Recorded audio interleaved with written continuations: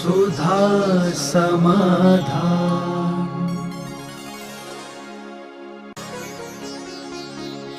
नमोस्तु गुरुदेव। अष्ट प्रातिहार्य से युक्त भगवान का ध्यान कैसे करें? अष्ट प्रातिहार्य से युक्त जो भगवान का ध्यान है, जो अष्ट प्रातिहार्य हैं और भगवान के गुण हैं, उन सहित उनको ध्यान करो। जैसे हम भगवान को देख रहे हैं तो भगवान के ऊपर छत्र लगा हुआ है, चबर ढुल रहे हैं। अब उसके संबंध में जो उनकी एनर्जी है वो स्वतः आपको मिलने लग जाएगी। विस्तार से तो हम कभी प्रश्नों में बताएंगे, अभी इतने काफी है। नमोस्तु गुरुदेव। पद और प्रतिष्ठा में क्या अंतर है एवं दोनों में से कौन ज्यादा महत्वपूर्ण है? पद तो एक निश्चित किया हुआ कानूनन स्थान है। पद कभी बुरा नहीं होता, और पद पर बैठने वाला अच्छे कार्य करते हैं तो प्रतिष्ठा भी बुरी नहीं होती है। लेकिन प्रतिष्ठा के लिए पद ग्रहण करना ये बुरा होता है। पद पर बैठने के बाद यदि प्रतिष्ठा मिलती है तो उस पद का गौरव है, पद की गरिमा है। वो पद रखा ही इसलिए गया है कि इस पद पर बैठने वाला व्यक्ति को प्रतिष्ठा प्राप्त हो। लेकिन जो प्रतिष्ठा के लिए पद का उपयोग करता है वह व्यक्ति बहुत बड़ा अशुभ होता है, आपका भागीदार हो। पद से प्रतिष्ठा मिलना और प्रतिष्ठा के लिए पद लेना, दोनों में बहुत अंतर है। नमोस्तु गुरुदेव। गुरुदेव, जो सरलता आपके अंदर है वे सरलता हम अपने अंदर कैसे लाएं? सरलता कहीं से आती नहीं है, सरल स्वयं होना पड़ता है। व्यक्ति अपने आप स्वयं सरल हो, मन में वक्रता ना हो, कुटिलता ना हो, किसी भी कार्य में अपना स्वार्थ ना हो, तो सरलता आ जाती है। जब किसी वस्तु में अपना निजी स्वार्थ होता है तो सरलता खत्म हो जाती है। स्वार्थ रहित कोई भी कार्य करेंगे तो सरलता अपने आप प्रकट होती है, कहीं से लाई नहीं जाती। नमोस्तु गुरुदेव। अनेकांत का क्या अर्थ होता है? अनेकांत का अर्थ होता है एक वस्तु में अनेक विरोधी तत्व पाए जाएं, उस वस्तु को अनेकांत। अनेक यानी अनेक, अंत यानी धर्म। जैसे एक व्यक्ति विरोधी रूप में पिता है, और पिता का विरोधी वही बेटा भी है, और वही व्यक्ति पति भी है, वही व्यक्ति मामा भी है। अब व्यक्ति एक है और ये सारे जितने भी शब्द हमने कहे परस्पर में विरोधी है। जो पिता है बेटा नहीं हो सकता, जो बेटा है पिता नहीं हो सकता, लेकिन है। जो पति है वो पिता नहीं हो सकता, जो पिता है वो पति नहीं हो सकता, लेकिन है। तो एक व्यक्ति में नाना अपेक्षाओं से जब व्यक्ति को देखते हैं तो अनेकांत रूप दिखता है। सभी सही है होते, वो मामा भी है, गलत नहीं है, वो पिता भी है, गलत नहीं है, बेटा भी है, गलत नहीं है, पति भी है, गलत नहीं है, सब गलत नहीं, सब धर्म है। और एकांत बोलता है नहीं, एकांत मिथ्या होता है। जैसे उसने कहा नहीं मैं पिता ही हूं, मैं बेटा हो ही नहीं सकता। ये उसका बोलना सही है कि गलत है? बोलो, गलत है। जब तू बाप है तो तेरा बाप भी तो होगा ही होगा। नहीं मेरा कोई बाप नहीं है, मैं सबका बाप हूं। ये कहलाता है एकांत। तो किसी एक पद को लेकर के ही अपने आप को त्रिकालिक मान लेना वो एकांत कहलाता है।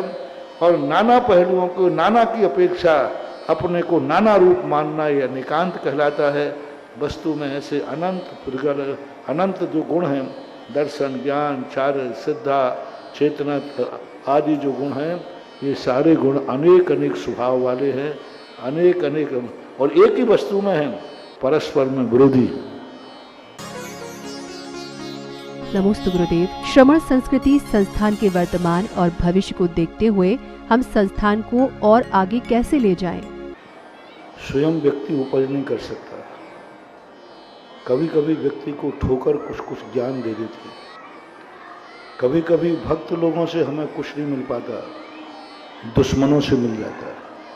श्रमण संस्कृति संस्थान एक दुश्मन के द्वारा दी हुई एक शिक्षा थी, जिन्होंने एक ऐसा संस्थान भी, एक ऐसी संस्था भी आपके भारत में, जयपुर में है, जो श्रमण संस्कृति विरोधी है, जो मुनियों के प्रति द्वेष भाव रखती है, वर्तमान में मुनियों के प्रति घृणा भाव रखती है, यहाँ तक कि वह यदि उनके स्थान पर किसी मुनिराज का फोटो आ जाए तो वह उसको फाड़ करके पैरों से कुचलवा देते हैं, जैसे शुभम चक्रवर्ती से देव ने नमोकार मंत्र कुचलवाया था। एक किताब के अंदर मुनिराज की फोटो थी और उस स्मारक में पढ़ाई जा रही थी। पढ़ाने के बाद उन्होंने उसके साथ दुर्व्यवहार किया, फोटो को फाड़ दिया गया। फाड़ने के बाद उसके साथ अनादर व्यवहार किया। वो बच्चा मेरे पास आया, वो किताबें मेरे पास लेके आया। जब मैंने यह सब देखा, पढ़ा, तो मेरा हृदय दहल गया कि इतना दुर्व्यवहार। अरे वे जो मुनि विरोधी होते हैं वे कम से कम मुनिराज के साथ ही दुर्व्यवहार करते हैं, इन्होंने तो फोटो के साथ भी दुर्व्यवहार कर दिया। फोटो के साथ दुर्व्यवहार करना सबसे बड़ा कसाई माना जाता है। सामने फाइटिंग करने वाला उतना नहीं। तब मेरे मन में भाव आया, उस दिन मैं रात भर सोया नहीं, पूरी रात ध्यान में बैठा रहा कि आज जिस स्थान पर मैं चतुर्मास कर रहा हूं वह स्थान इतना निकृष्ट भी है। बस रात भर जो मैं जागा और रात भर जागने की जो ध्यान में रहा, तो जागने की गर्मी, ध्यान की गर्मी, और जब मुझे गर्मी चढ़ी और वो प्रवचन में जब गर्मी उतरी तो श्रमण संस्कृत संस्थान प्रकट हो गया। रात भर के जागने की गर्मी थी, ध्यान की गर्मी थी। ध्यान की गर्मी कम नहीं होती है। ध्यान की तो ऐसी अग्नि कहा है, जब कुंद स्वामी ने भी कहा है कि ध्यान की अग्नि लग जाए तो फिर सारे जन्म जन्म के कर्म भी नष्ट हो जाते। बस वो एक घटना थी, उस समय ऐसी घटना घटी। उस समय शीतल जी वगैरह थे सबके सामने बात, और जयपुर की जनता को मानना पड़ेगा कि एक दिन के अंदर जो आवाज उठाई, वैसे हालांकि सभी लोग कहते हो कि इस माइक से जो घोषित होता है वो पूरा होता है, एक दिन के अंदर पूरा संस्थान स्थापित हुआ था। और वहां पर सांगानेर मंदिर की कमेटी ने धन्य कुमार पांड्या को मानना पड़ेगा और निर्मल कुमार कासलीवाल, ये दो शख्स ऐसे थे जिन्होंने प्रतिदिन सांगानेर से प्रवचन सुनने आते थे, प्रतिदिन। और जब उन्होंने ये सुना, उनके पास एक स्थान पड़ा हुआ था 5-6 बीघा का। उन्होंने कहा कि संस्थान यदि बनता है तो सांगानेर की जमीन उस संस्थान के लिए समर्पित है। जब जमीन भी एक दिन में मिली, बनाने वाले तैयार हो गए, और उसी समय राणा जी, महावीर पहाड़िया वगैरह इन सब ने मिलकर के और योजना बनाई। और जब संस्थान की शुरुआत करने हुई तो इसको मूल चलाने के लिए कौन चाहिए? मैंने कहा मैं तो बैठूंगा नहीं। तो सब ने मिलकर के आगरा के रतनलाल जी बेनाड़ा साहब, उनके लिए मेरे मन में भाव आया। तो मैंने शीतल जी से कहा कि आप जाकर उनसे चर्चा करें। श्रेष्ठी वर्ग हैं, क्या पता सरस्वती और लक्ष्मी दोनों के विरोधी मानते हो, लेकिन हर पंडित ये कहता है सरस्वती और लक्ष्मी दोनों सौतने हैं, लेकिन मैंने बेनाड़ा जी में देखा कि वे सरस्वती और लक्ष्मी को दोनों बहनें मानते हैं।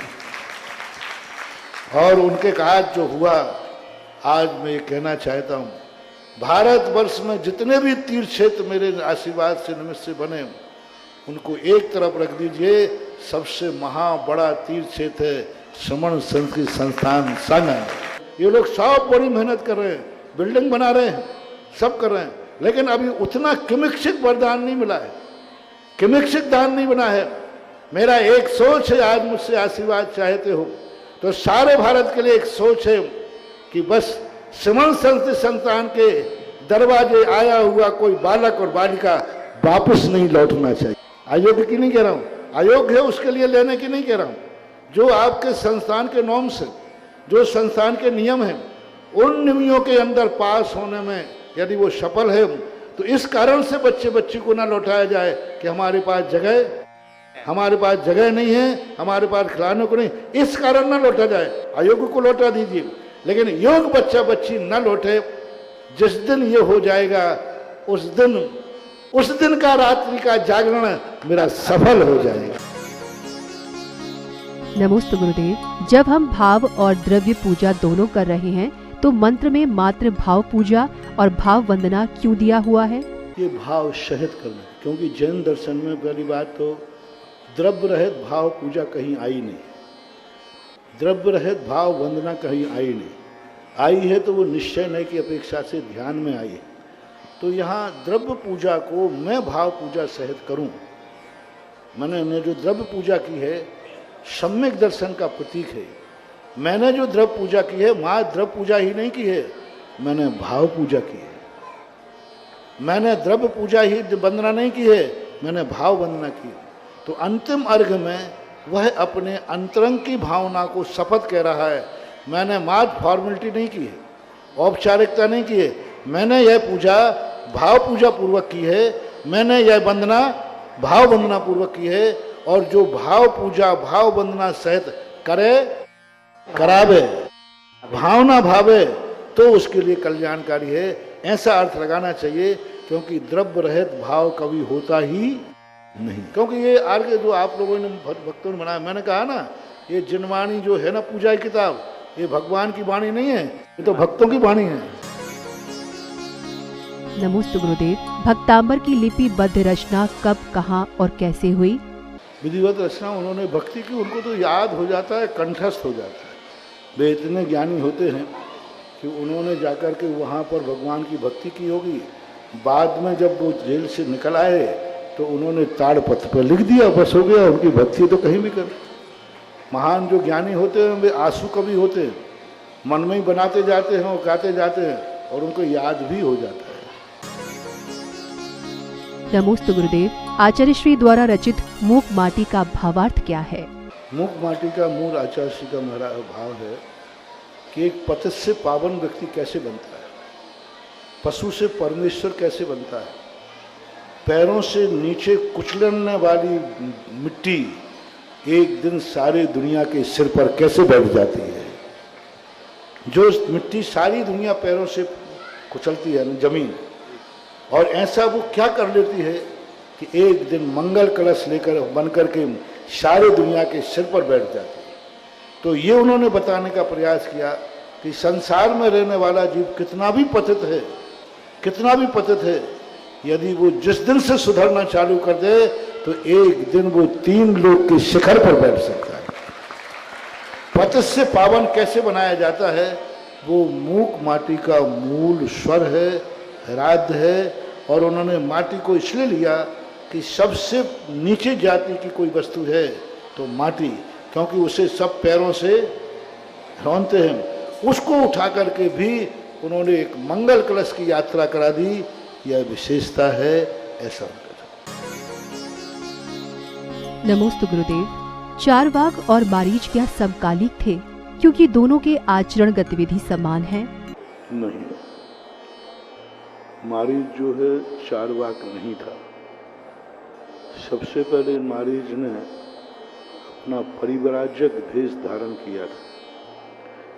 चारवाक जो हैं वो बहुत बाद में स्थिति बनी, इसलिए मारीच और चारवाक दोनों मारीच के समय के नहीं हैं। ये बात अलग है कि 363 मत महावीर के जीव ने चलाए 363 भवों में, एक भव में नहीं चलाए। तो एक भव में उसने चारुबाग चलाया, ये पक्का है, लेकिन मारीच की पर्याय में नहीं चलाया जो आप प्रश्न किया। नमोस्तु गुरुदेव। जीव द्रव्य, जीव तत्व और जीव पदार्थ में क्या भेद है? क्या सब एक समान ही है? बहुत बार बता चुका हूँ, जीव एक द्रव्य सामान्य है। जीव का जो भाव है वह तत्व कहलाता है, और तत्व प्रकट होता है, तत्व के कारण से उसको जो टाइटल दिया जाता है। जैसे नींबू है, ये द्रव्य मान लो, नींबू का जो तत्व है वो खट्टा है, ये तत्व है। जो खट्टा होता है उसे खटाई कहते हैं। तो ये खटाई क्या है? पदार्थ। खट्टा क्या है? तत्व। और नींबू एक सामान होता है। जब कोई भी वस्तु अपने पर्याय रूप वर्णन करती है तो वह तत्व बन जाती है। ये तीनों एक समय में होते हैं, समय भेद नहीं है, लेकिन संज्ञा, लक्षण, स्वरूप भेद है।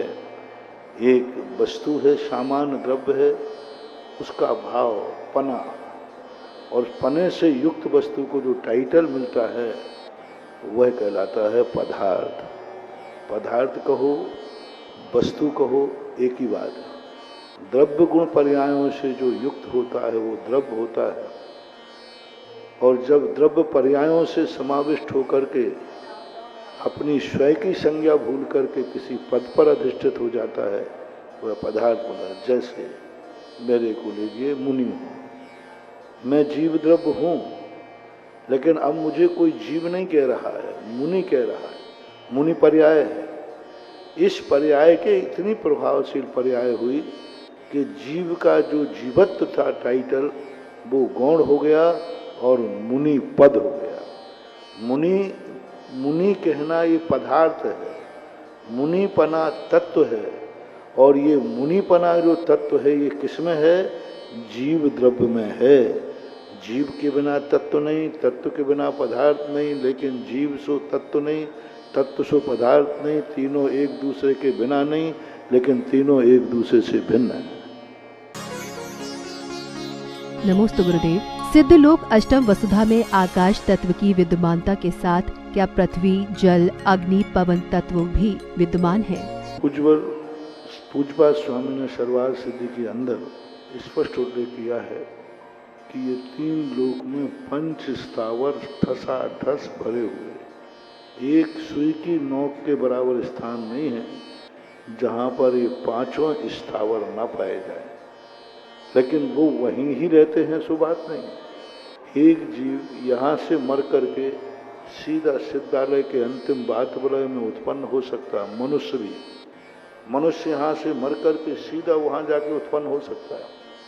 त्रियंश भी हो सकता है, कोई भी हो सकता है, पांचों स्थावर। इसलिए तीन लोक में चाहे नरक हो, चाहे निगोद हो, चाहे सिद्धालय हो, बराबर पांचों स्थावर हर स्थान पर पाए जाते हैं। विकलत्रय मात्र मध्य लोक में ही होते हैं। विकलत्रय ना तो ऊर्ध्वलोक में है और ना अधोलोक में, मात्र मध्य लोक में ही विकलत्रय होते हैं। सुधा समाधान